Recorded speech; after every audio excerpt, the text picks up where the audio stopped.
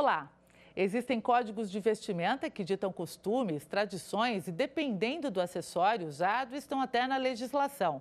Em alguns países, a regra vem da tradição, da religião e até mesmo da segurança nacional. No Como Funciona Aí de hoje, nós vamos saber um pouco mais sobre a cultura e vestimenta de países como a Bélgica, onde é proibido esconder o rosto em espaços públicos, a chamada Lei da Burca. A legislação entrou em vigor em 2011 com a justificativa de combater o terrorismo e restringe o uso de véus islâmicos que cubram totalmente o rosto. Vamos também à Escócia, onde a tradição é o uso do kilt, a saia escocesa, símbolo de identidade nacional, que remonta à Idade Média. Começamos com a Bélgica. A gente conversa com a Amanda, que mora em Bruxelas, capital do país, e vai contar sobre a Lei da Burca. Amanda, como funciona aí?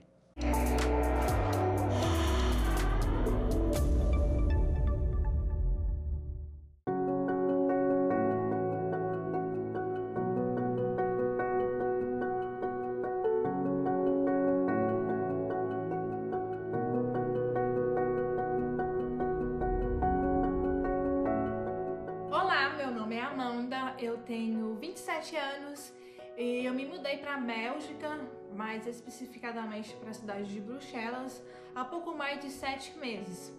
Eu me mudei para cá por 2 motivos. Um deles é a qualidade de vida que o país tem a me oferecer e o outro é porque eu já tinha amigos que moram aqui que me serviram de suporte.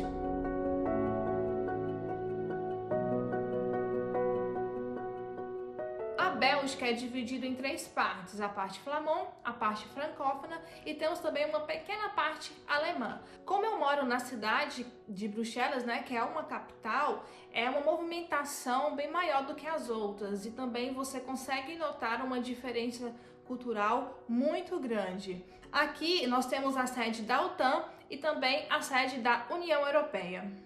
A Bélgica é um país cheio de regras. Tem regra para tudo e são regras muito bem estabelecidas.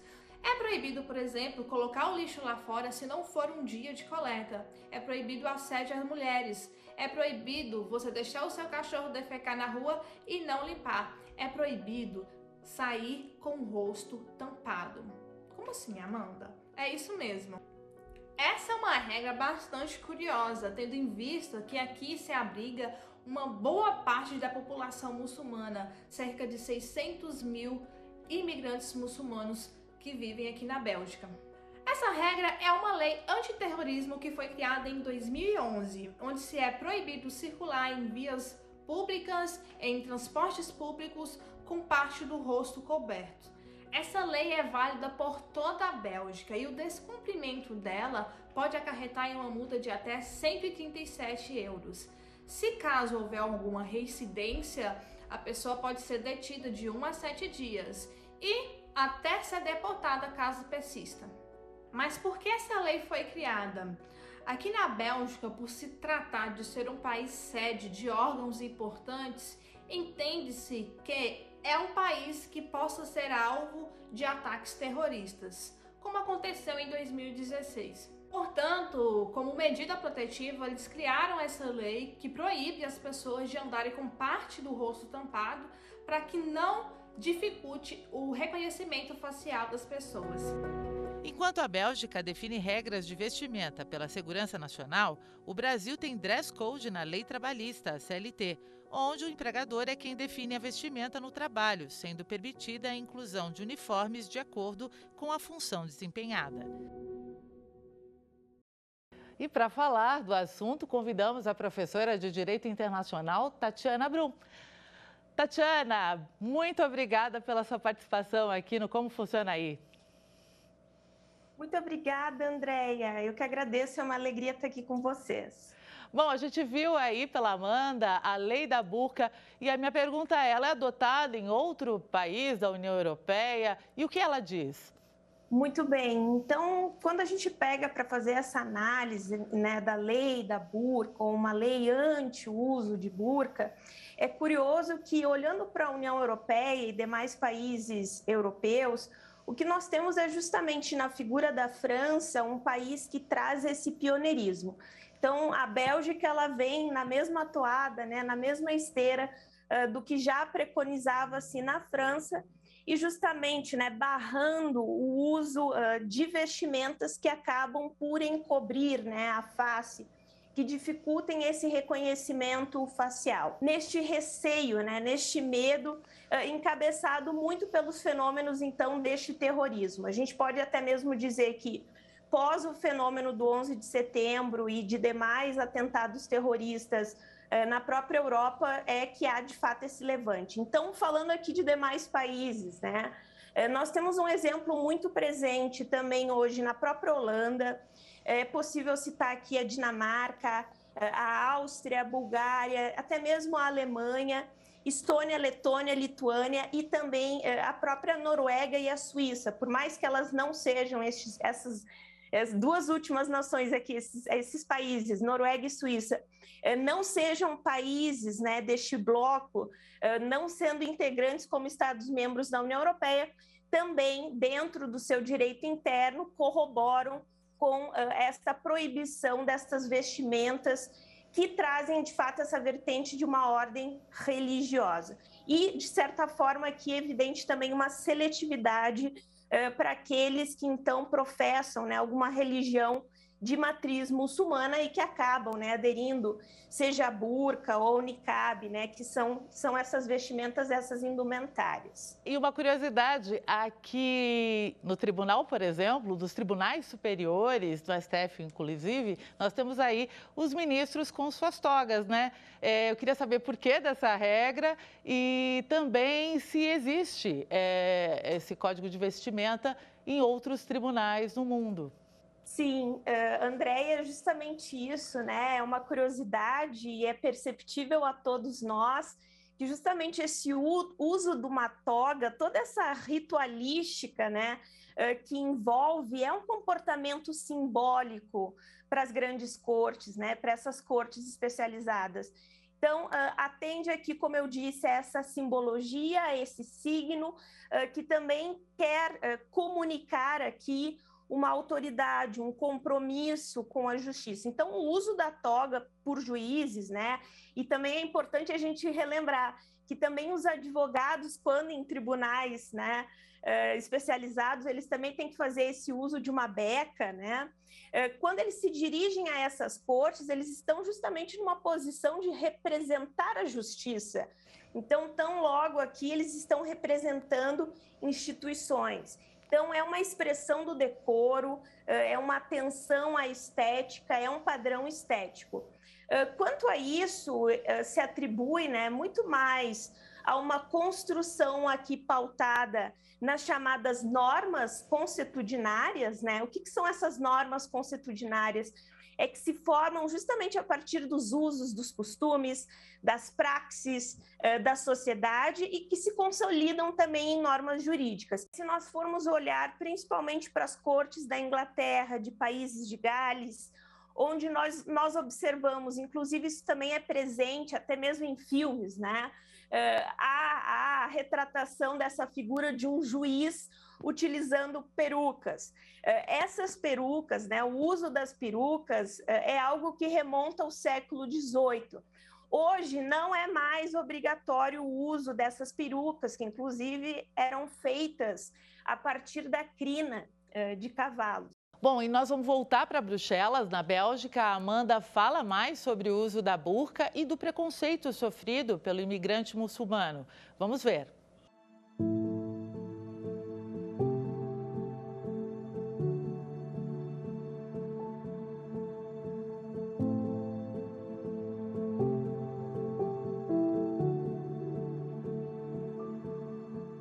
Devido ao período pandêmico, eu creio que teve um leve relaxamento em relação a essa lei, porque as pessoas foram obrigadas, né, a utilizar máscaras, e a máscara em si já dificulta o reconhecimento facial. Mas mesmo assim, eu não cheguei a ver nenhuma pessoa utilizando niqab ou aquelas máscaras ninjas, somente as máscaras comuns mesmo. Essa lei infringe, sem sombra de dúvidas, a liberdade religiosa dos cidadãos muçulmanos, mas é uma medida protetiva belga. Aqui você tem a liberdade para escolher qualquer religião que quiser, Mas, acima de tudo, das religiões estão as leis. Então, você tem e é obrigado a segui-las. Os muçulmanos, no meu ponto de vista, não são bem vistos na comunidade, devido aos seus costumes, aos seus comportamentos e à sua cultura. Os belgas, de forma geral, são mais católicos, mais religiosos, mais silenciosos, enquanto os muçulmanos são mais agitados. Mas esse preconceito não é só na comunidade muçulmana. Eu moro na comuna de Skarbik. Skarbik é a comuna onde se é mais povoada de muçulmanos e turcos aqui em Bruxelas, perdendo apenas para o Molenbeek São João. Nessa comuna, inclusive, foi presa recentemente um grupo de terroristas jihadistas. Eu vejo muitas muçulmanas trabalhando em diversas áreas de mercado aqui em Bruxelas, em lojas de roupa, em fast food, em vários locais é notável a presença delas aqui. E é bem interessante porque algumas utilizam o seu véu, né, como obrigatório e adotam um certo estilo para se combinar. Às vezes elas usam um véu com um boné, às vezes elas colocam uma outra vestimenta ou colocam um véu de uma forma diferente. Já a vestimenta dos homens muçulmanos, o que eu tenho visto geralmente são pessoas com vestimentas mais comuns e outros que eu acho que vai depender aí da sua religião, que vestem, tem uma vestimenta mais comprida, como se fosse um vestido mesmo, com uma calça por baixo e um chapéu. Aqui na minha comuna eu sei que existe uma certa união entre os muçulmanos, no qual eles se reúnem, né, e tentam de alguma forma levar com o intuito mesmo de dizer que eles não são uma ameaça, eles tentam se integrar na sociedade belga para mostrar que eles estão aqui por certo motivo, que é o de crescimento pessoal, mas que eles vão manter a cultura deles, mas que eles não são uma ameaça para o país.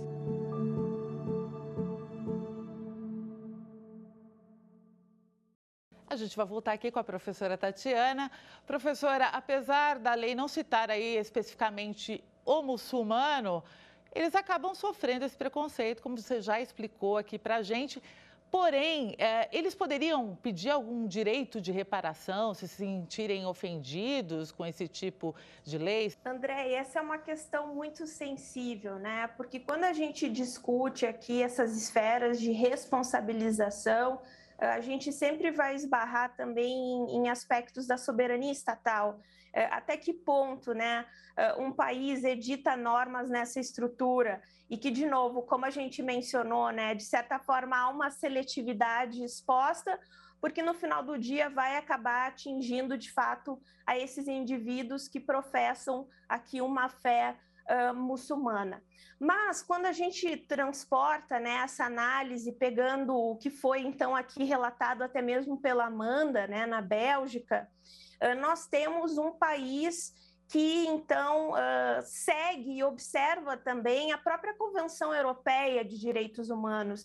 E nós temos no artigo 9º, notadamente, explicitamente, né, esta garantia de uma liberdade, esta garantia de uma fé religiosa, de professar a sua fé religiosa, uma liberdade de pensamento e de consciência. Nós temos, até reportando, né, esses casos jurisprudenciais, a esses precedentes, um caso que envolvia a Turquia, né, em que isso, no momento, na ocasião, foi analisado pelo tribunal turco, condenando, né, esses indivíduos que estavam usando adereços, que estavam usando as vestes, fora do ambiente do templo, em locais públicos. Então, tão logo se entendeu aqui que foi um excesso por parte desses indivíduos. E quando se passou a análise desse caso, alguns anos depois, isso ocorreu no final dos anos 90, em 97, quando isso, então, é levado, né, como uma ofensa, como um desrespeito, como uma inobservância, né, dos direitos humanos dessas pessoas e passa a ser discutido sob a alçada da Corte Europeia de Direitos Humanos, de fato, há uma condenação, inclusive uma reparação por parte da Turquia para essas pessoas. Professora Tatiana, no próximo bloco a gente vai falar sobre as saias escocesas. Isso porque a gente vai fazer um intervalo. Voltamos já.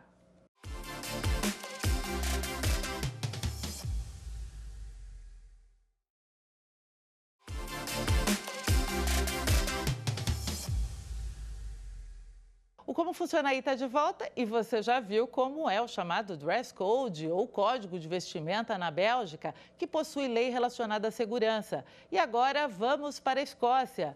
Vamos falar das saias escocesas e a tradição por lá. Quem vai nos contar é a Aline, que é estudante e mora em Edimburgo, capital da Escócia. Aline, conta pra gente como funciona aí.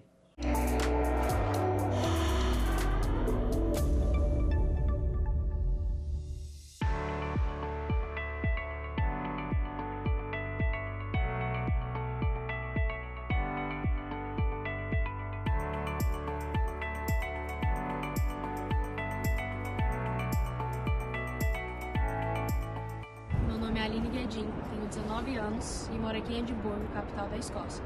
Eu sou estudante universitária e moro aqui há 5 anos com os meus pais.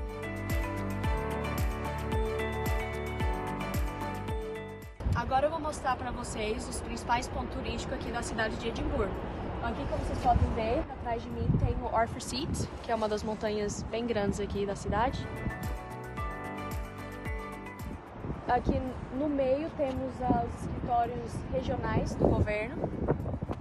Como vocês podem ver aqui embaixo também tem cemitério. Aqui em Edimburgo é bem comum ter cemitérios no meio da cidade e tem muitos também. Edimburgo tem um aspecto bem medieval e bem antigo.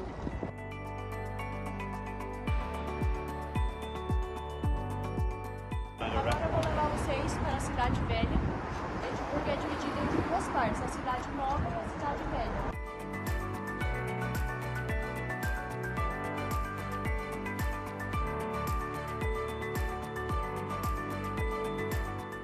Agora eu vou explicar para vocês o que é o kilt e a sua história. O kilt se compõe de 3 coisas: a saia, como vocês podem ver aqui, o cantil, que aqui se chama sporran, onde eles carregam o seu whisky, sua bebida alcoólica, e também se compõe das meias.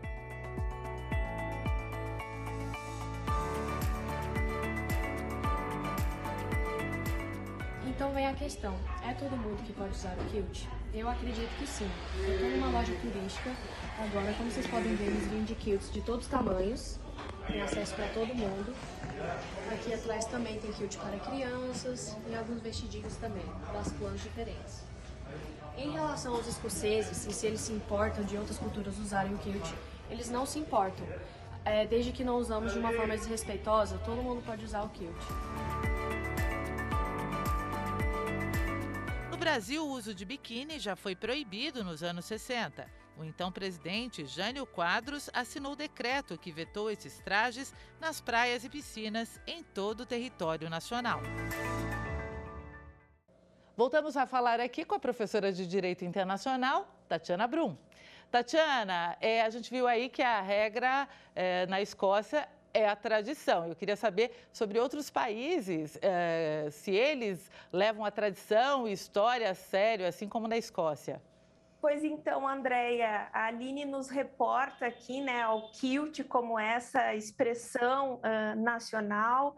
E se nós formos pensar aqui em demais exemplos, né, inclusive olhando para a própria Nova Zelândia, nós temos aqui uma ritualística chamada então de ritual maori, que até hoje também é avivada, inclusive para aqueles que são fãs. Se nós formos pensar do rugby, antes mesmo desses eventos esportivos, é feita, né, por parte dos jogadores, como se fosse aqui um tributo a essa herança, né, esse patrimônio cultural, essa expressão nacional que traz aqui referência até mesmo, né, de povos estes originários de determinada região. Então, olhando para o kilt e fazendo uma breve análise, né, porque, de fato, é uma expressão de uma padronagem única, é a característica também, né, para o exemplo do kilt, por ele trazer, cada kilt traz um padrão único, ele traz essa característica também de um clã. O que ela representa? É algo que transporta aqui diversos fluxos, até mesmo populacionais, dentro daquele território. Então, é uma herança gaélica desde o século XIV e que depois passa a ser mais difundida e aderida na própria Escócia a partir do século XVIII. Bom, a gente não poderia deixar de falar do biquíni, né? No Brasil já foi proibido, mas no nosso século ele continua proibido em alguns locais, né? Como é que é essa história, Tatiana? Pois é, Andréia, gera surpresa, né? Nós pensarmos que em plenos anos 60, sob o governo então de Jânio Quadros, foi assinado de fato um decreto, né? Que de fato trazia a figura do biquíni, dessas roupas de banho, como um uso não apropriado ou uma veste, uma peça de roupa, de certa forma, né? Nos termos da época, indecente, né? Então, a proibição do uso também se concretizou sob a luz dos concursos de beleza, né? Mesmo aqueles maiôs, não exatamente, né, os biquínis, mas até mesmo aqueles maiôs num formato mais ajustado ou mais recortado junto ao corpo, também sofreu essa forma de restrição, né? Também nas peças publicitárias, nos anúncios publicitários da época, dirigido ao público feminino, também foi obstada, né, essa utilização, essa demonstração do corpo feminino com o uso dos biquínis. E é curioso que até hoje em demais países, né, em demais culturas, isso também está presente, né? Então, há um gap aqui temporal, porque nós estamos falando de um Brasil dos anos 60, mas quando a gente olha até mesmo para Barcelona, que tem uma lei que refuta o uso de roupas de banho fora da praia, de fato nos gera surpresa, né? E nos gera questionamentos do porquê barrar essas utilizações. Vamos voltar para a Escócia? Isso porque a Aline agora nos conta mais um pouco sobre as tradições em Edimburgo, cidade medieval rodeada por castelos. Aline, conta mais para a gente.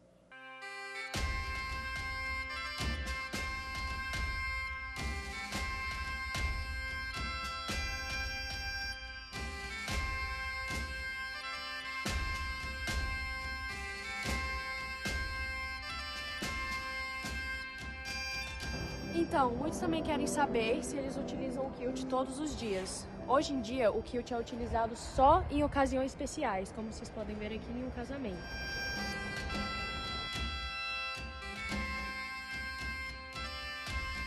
Então, estamos entrando agora na loja de whisky, a maior aqui de Edimburgo.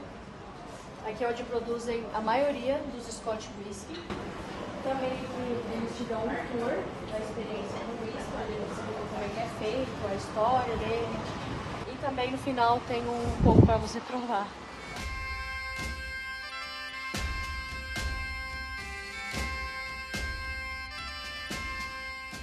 Aqui, como vocês podem ver, também tem vários frascos com os emblemas de clã diferente, das famílias diferentes. Eu também queria incluir aqui que a Escócia vem em primeiro lugar quando se fala whisky de qualidade. O Scotch whisky mesmo é originado da Escócia e é a bebida feita de cereais, água e fermento. O Scotch começou a ser produzido nos anos de 1495 em Fife. Mas eu vou deixar essa para a próxima e vamos falar só sobre o kilt hoje.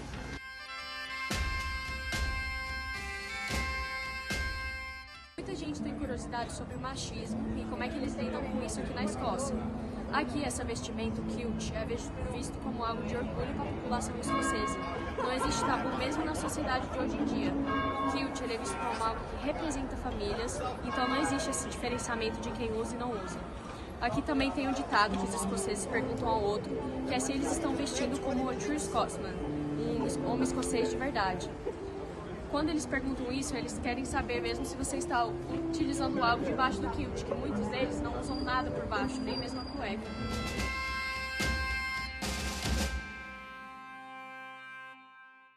Professora Tatiana, em relação aí aos escoceses, ou mesmo ao dress code deles, eu queria saber, se alguém desrespeitar, ir num lugar que é tradicional, não for vestida adequadamente, essa pessoa pode ser processada ou mesmo expulsa desse local? E isso vale para outras vestimentas também? Como é que funciona? O que nós poderíamos aduzir aqui? Será que essa pessoa vai presa? Será que essa pessoa é multada?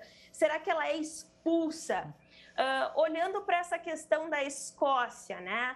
Eu acredito que muito dificilmente a pessoa seria expulsa, né, do país. Talvez indo para um ambiente mais formalístico, né, que tenha de fato ali entabulado esse costume, essa vestimenta como algo a ser respeitado para permitir acesso àquele local. Tudo bem, então a pessoa ou ela se adequa ou ela então é convidada a se retirar. Eu acredito que isso não provocaria uma sanção, uma punitividade aqui tão severa. Obrigada, professora, pela entrevista aqui no Como Funciona Aí. Muito obrigada, Andréia. E é isso, gente. A gente fica por aqui, preparando a nossa próxima viagem. Você confere o Como Funciona Aí no site da TV Justiça, no nosso canal no YouTube e também no Instagram. Até a próxima. Tchau!